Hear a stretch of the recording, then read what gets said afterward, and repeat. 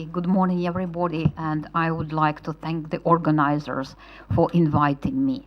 Right, before making my intervention, and I have to apologize for the missing slides, because I was informed that my intervention shouldn't last more than 5 minutes. So I thought that the slides would be rather a distraction, but now I can see that I have to take a leave from other people's books and prepare the slides, and then I will submit it to the organizers, and I hope that they will upload them. So one more note that though of course I have this great privilege and honor to be an employee of the Regional Environmental Center today, I am here as an individual expert. So probably it might be a bit easier for me to express what I think about the issue.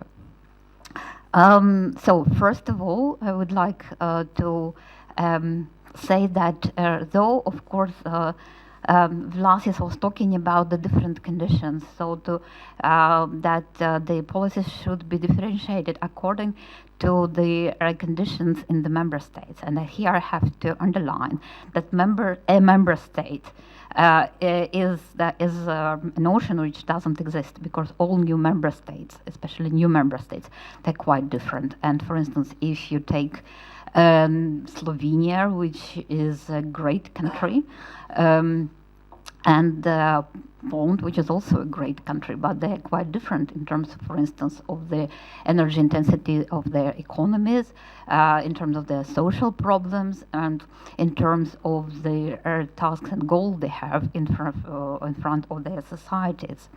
But across all new member states, there is a piece of good news, and this piece of good news is that the society and the stakeholders of the EU ETS in particular, they support firstly the goals of the Article 1 of the EU ETS directive, that it should be, the GHG reduction should be promoted in the most cost-efficient way, and the stakeholders, they also support the EU ETS as a flagship instrument for the emission reductions in the power sector and in the industrial sectors. And so I think that firstly I have to talk a little bit about the conditions and specific features of the landscape in the new member states. Firstly,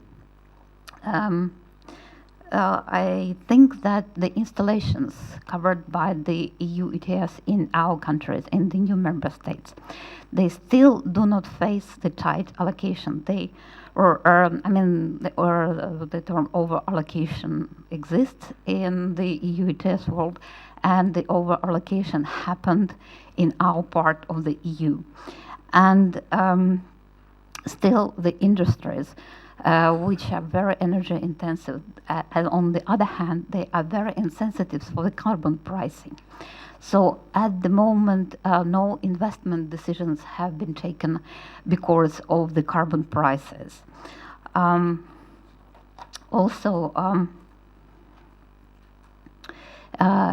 the majority of the countries, there are no energy intensive industries.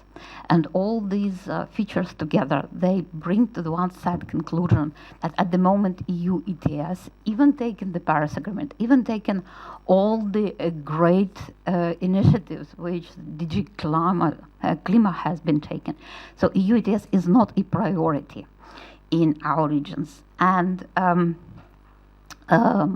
there is also, and since it is not a priority, a dialogue between government and businesses does not exist at the moment.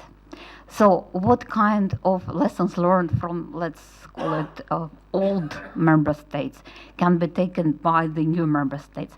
And first of all, I think, as I mentioned, since there is almost no dialogue between government and businesses, this dialogue should be promoted. And of course, I think that this dialogue should be promoted by the governments.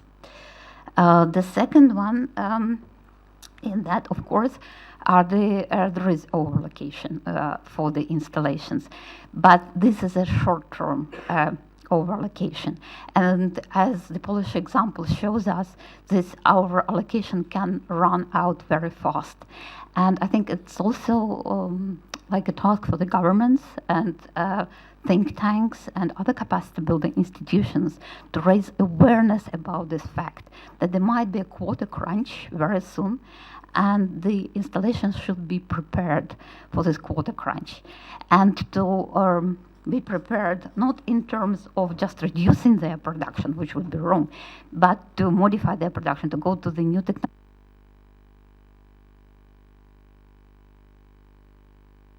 Okay. To go for the new technological plane and to do it in a cost-efficient manner. Also, one more thing. Unfortunately, as I have observed, the Paris process and the Paris negotiations were very well covered in the media of the new member states, of the old member states. In the new member states, it was just mentioned without explaining to the major stakeholders of the climate process what the outcomes of the Paris Agreement mean for them, for the industry, and that there is such a nice instrument which is existing now, which is Lima Paris Action Agenda, where the non-state actors, they can participate in the climate process, so they can take their pledges, they can learn from each other. And as I have checked recently, among almost 12,000 initiatives which were currently taken under the Lima Paris Action Group, only few of them came from Central and Eastern Europe. The majority from Europe, again, came from the old member states. So this is what I think the new member states can learn from the old member states. But of course, there should be some kind of feedback, though. So because the new member state, they also went through the lessons, through this process of learning, and probably there is some like messages to be conveyed back to Brussels. And firstly, well, I mean that I liked very much this idea about how to use other regions like Koreans, China's, California, Quebec, pricing, and how probably these tools can be conveyed, at least information about it, can be conveyed to the new member states, and the new member states probably can look for the best instruments among those which are available for the states and the climate actors. And another message would be, again, to differentiate among the new member states. And I think at the moment, a very good example is the Article 10C, which allows to develop the infrastructure. And of course, it is very relevant for our part of the world where infrastructure is still very much depending on the old, let's say, Soviet legacy and very much inefficient. Also, it would be nice for the EU to make up the mind whether EU ETS is an economic or a regulatory instrument, because when the signals are mixed, this sends mixed signals. And even those are, like, say, businessmen who are aware about problems of EU ETS, and they are aware that the overallocation will run out in a very in upcoming years. Still, they take this wait and see position because they are they are risk averting, and they would prefer to watch and then to make their conclusions about the EU ETS. And one more thing which I would like to mention is about synchronization. between different EU directives. Of course, it is necessary. I think we have discussed under the POLIMP this several times, not only renewable energy, but also all the life problems, all the life directives when we are, and of course the small hydros are a big issue. So, and as Ukraine has been mentioned as a country which recently has signed an association agreement, and I just came back from Kiev. I met some people there, and they're very eager to do this approximation to transpose the EU acquis into their legislation. But already when it comes to the question of renewable energy, people, environmentalists, and those who are located, and those, I mean, even general public, which is located near the little streams in Ukraine and Moldova, they are already concerned about the small hydros being installed on their small rivers.